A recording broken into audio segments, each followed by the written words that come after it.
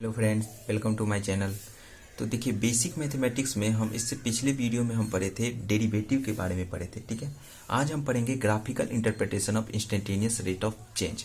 यानी कि instantaneous rate of change को तो हमने जान लिया था कि इंस्टेंटेनियस रेट ऑफ चेंज जो था वो स्मॉल टाइम इंटरवल के लिए था। ठीक है, जैसे हमने graphical interpretation of average rate of change का हमने पढ़ा था। क्या पढ़ा था कि जैसे दो पॉइंट के बीच अगर एवरेज रेट ऑफ चेंज अगर निकालना होता है तो उन दो पॉइंट को मिलाने वाली लाइन का जो स्लोप होता है उन दो पॉइंट के बीच का एवरेज रेट ऑफ चेंज को बताता है। अब इसी तरह हम पढ़ेंगे इंस्टेंटेनियस रेट ऑफ चेंज को हम ग्राफिक के द्वारा कैसे हम उसकी व्याख्या कर सकते हैं। इंटरप्रिटेशन का मतलब होता है व्याख्या। व्याख्या, ठीक है।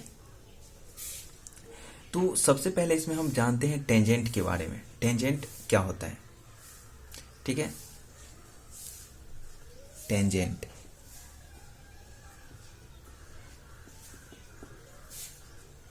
टेंजेंट क्या होता है इसके बारे में हम देखते हैं। सबसे पहले इसके बारे में कुछ लिख देते हैं टेंजेंट के बारे में। ठीक है, टेंजेंट होता क्या है कि a straight line touching a graph या curve at a certain point is called tangent. अगर कोई स्ट्रेट लाइन अगर ग्राफ को या कर्व को एट सर्टेन पॉइंट पर क्या करता है, टच करता है, सर्टेन पॉइंट पर टच करता है, तो वो क्या कहलाता है? स्ट्रेट लाइन टचिंग यानी टच करता है तो वो क्या कहलाता है? हमारा टेंजेंट कहलाता है, कॉल्ड टेंजेंट। ठीक है, also the tangent to a curve at certain point may cut और touch the curve at some other point या पॉइंट्स। ठीक है, देखो इसका मतलब क्या होता है। सबसे पहले टेंजेंट देखिए, ये जो है हमारी कोई कर्व है। ठीक है, ये हमारी इस तरह का कोई कर्व है। मान लेते हैं कि यहाँ पे हम टेंजेंट खींचना है, तो यहाँ पे टेंजेंट कैसे खींचेंगे? ये पॉइंट पर अगर हम ये पॉइंट है तो यहाँ पर टेंजेंट खींचेंगे, तो यहाँ पर एक लाइन ऐसा खींचेंगे जो इस पॉइंट से क्या हो, टच करता हो, तो ये हमारा क्या होगा? टेंजेंट होगा। ये क्या है? टेंजेंट। टेंजेंट।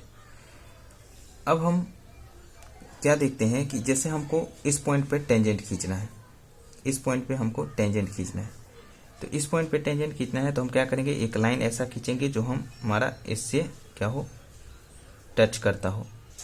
लेकिन अगर ये ग्राफ और आगे तक इस तरह का अगर होगा तो इस लाइन को अगर हम आगे बढ़ाएंगे तो ये लाइन क्या होगा, यहाँ पे हमको कट भी कर सकता है किसी ग्राफ को अदर पॉइंट पे। अगर बी पॉइंट के लिए क्या है? टेंजेंट है, लेकिन जो सी पॉइंट है इसके लिए टेंजेंट नहीं है, तो यहाँ के लिए क्या है? टेंजेंट है, बट यहाँ के लिए नॉट टेंजेंट, नॉट टेंजेंट। ये यहाँ के लिए टेंजेंट नहीं है। ठीक है, तो यहाँ पे लिख सकते हैं this line not tangent at point C. ये सी पॉइंट के लिए टेंजेंट नहीं है। ठीक है, तो यहाँ पे यही चीज लिखा है कि the also the tangent to a curve at certain point may cut, यानी कि टेंजेंट जो है ना, सर्टेन पॉइंट पर का जो टेंजेंट है यानी कि इसका ग्राफ को अदर पॉइंट पे कट भी कर सकता है या फिर टच भी कर सकता है। ठीक है, जैसे यहाँ पे इस पॉइंट पे यहाँ पे क्या कर रहा है? कट कर रहा है, तो टेंजेंट तो इस पॉइंट पर का है, लेकिन यहाँ पे अगर इस टेंजेंट को आगे अगर हम डॉटेड कर रहे हैं तो ये सी पॉइंट पे कट भी कर रहा है। ठीक है, उसी तरह अगर हम इस टेंजेंट को जब हम आगे अगर डॉटेड करेंगे, बढ़ाएंगे, तो ये टेंजेंट इस ग्राफ को अदर पॉइंट पे टच भी कर सकता है। जैसे हमारा यहाँ पे अगर बात करते हैं डी पॉइंट पे, तो डी पॉइंट पे ये क्या कर रहा है? टच कर रहा है। तो डी पॉइंट पे अगर टच कर रहा है तो इसके लिए ये दिस लाइन टेंजेंट हो जाएगा। This line is tangent, this line is tangent at, this line is tangent also eight point D, यानी कि डी के लिए क्या है? ये टेंजेंट है। जैसे ये लाइन जो था सी पॉइंट के लिए टेंजेंट नहीं था। तो यही बात यहाँ पे लिखा हुआ है कि अगर किसी सर्टेन पॉइंट पर अगर जो टेंजेंट खींचा गया तो वो जो टेंजेंट है कर्व को दूसरे पॉइंट पर या तो टच कर सकता है या फिर कट कर सकता है। अगर टच किया तो वो उस पॉइंट के लिए भी क्या हो जाएगा? टेंजेंट कहलाएगा। अगर कट किया तो वो टेंजेंट नहीं कहलाएगा। ठीक है, इसे आप पहले पॉज करके नोट कर ले, इसके बाद इसके आगे बताते हैं। अब वो तो हो गई टेंजेंट की बात। अब हम देखिए, हमने बताया था पिछली वीडियो में, हमने बताया था कि जो हमारा ये जैसे y है, ये कोई f ऑफ x का क्या है, फंक्शंस है, और ये x है। जैसे ये हमारा क्या था, कर्व था। अगर इसके बीच का जो ये जैसे x1 है और ये हमारा क्या है, x2 है, तो इस दो लाइन को मिलान, अगर इस दो पॉइंट को हम क्या करते हैं, मिला देते हैं, और ये जो हमारा लाइन होता है, इस लाइन का स्लोप अगर हम निकालते हैं तो ये क्या होता है, एवरेज रेट ऑफ चेंज होता है। ठीक है,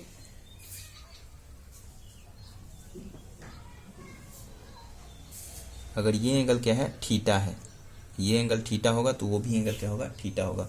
ये जो था हमारा डेल्टा एक्स था और ये जो था डेल्टा वाई था।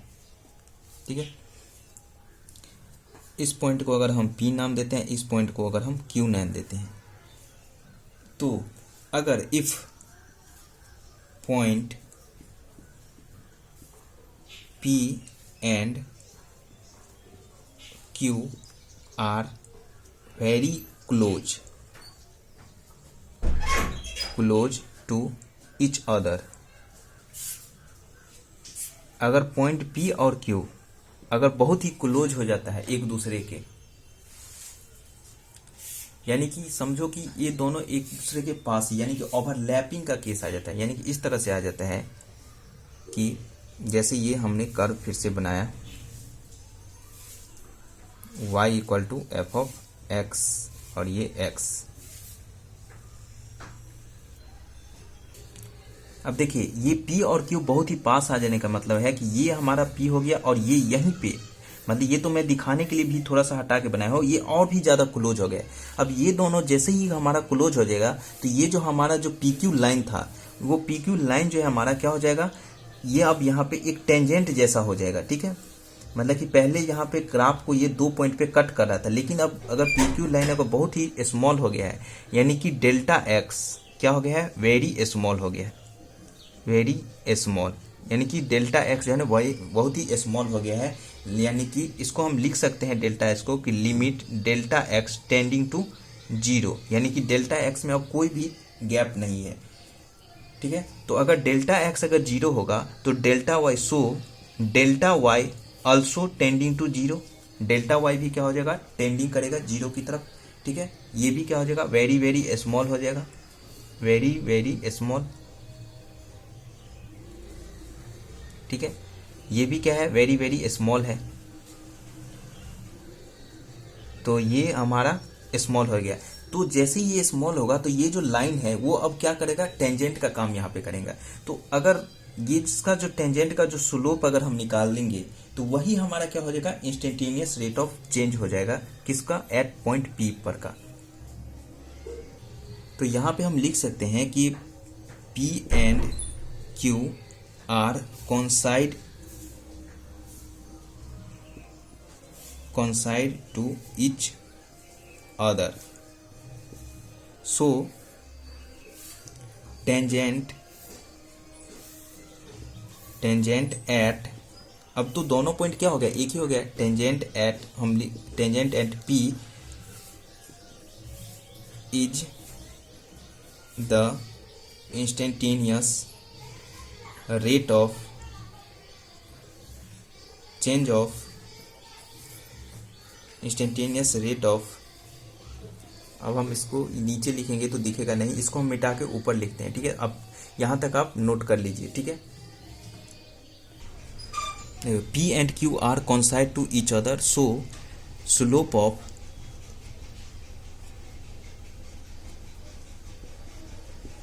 Tangent to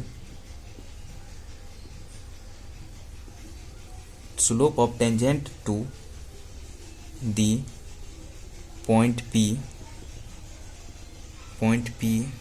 gives the instantaneous rate of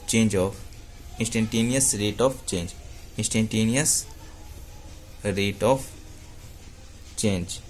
ठीक है, यानी कि इस पॉइंट पे जो हमने टेंजेंट अब खींचा तो टेंजेंट हमारा क्या होगा, ये होगा, मान लेते हैं इस टेंजेंट का ये जो है एक्स एक्सिस का थीटा एंगल बना रहा है, ठीक है।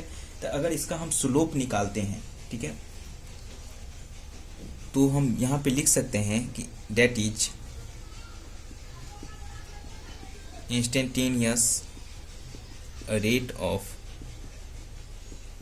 चेंज एट पी, क्योंकि पी और क्यू क्या है, लगभग लगभग कोइंसाइड कर रहा है, तो क्या हो जाएगा, इसका स्लोप हो जाएगा। और स्लोप कितना होगा यहाँ पे टेन थीटा के इक्वल होगा, ठीक है। तो हम यहाँ पे एक बात स्टार लगा के लिख सकते हैं,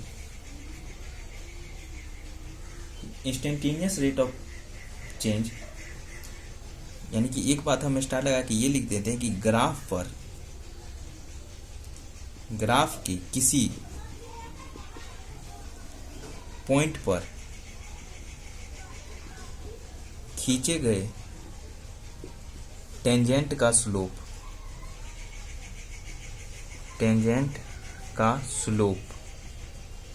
उस पॉइंट पर इंस्टेंटेनियस रेट ऑफ चेंज को बताता है। उस पॉइंट पर इंस्टेंटेनियस रेट ऑफ चेंज को बताता है, ठीक है। यानी कि हम ग्राफ पर कोई भी पॉइंट ले, अगर वहां पर टेंजेंट अगर खींचेंगे तो वो पॉइंट पर इंस्टेंटेनियस रेट ऑफ चेंज को क्या करेगा, बताएगा। जैसे एग्जाम्पल में, जैसे ये क्या है, ये हमारा x और ये y बराबर हमारा f ऑफ x है, ठीक है।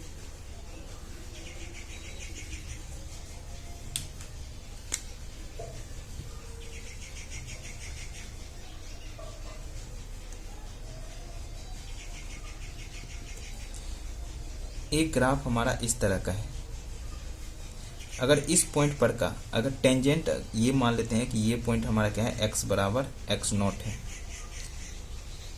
अगर यहाँ पे अगर हम टेंजेंट खींचते हैं इस पॉइंट पर का इंस्टेंटेनियस रेट ऑफ चेंज अगर निकालना है, क्योंकि इंस्टेंटेनियस रेट ऑफ चेंज किसी इंस्टेंट पर का ही हम निकालते हैं, ठीक है।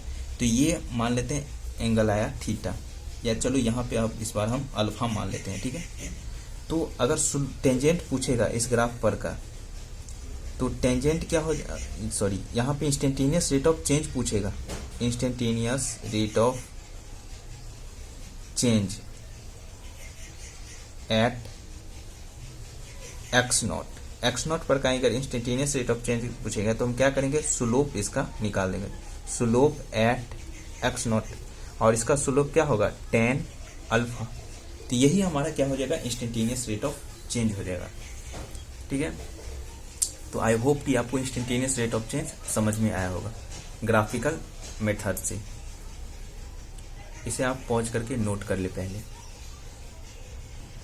तो इस वीडियो को हम यहीं पे करते हैं समाप्त। इसके नेक्स्ट वीडियो में हम पढ़ेंगे डबल डेरिवेटिव के बारे में, ठीक है। ये जो सारे सीरीज चल रहे हैं वो बेसिक मैथमेटिक्स के सीरीज चल रहे हैं, तो आप प्लेलिस्ट में जाके इसके सारे सीरीज देख सकते हैं। तब तक के लिए थैंक यू।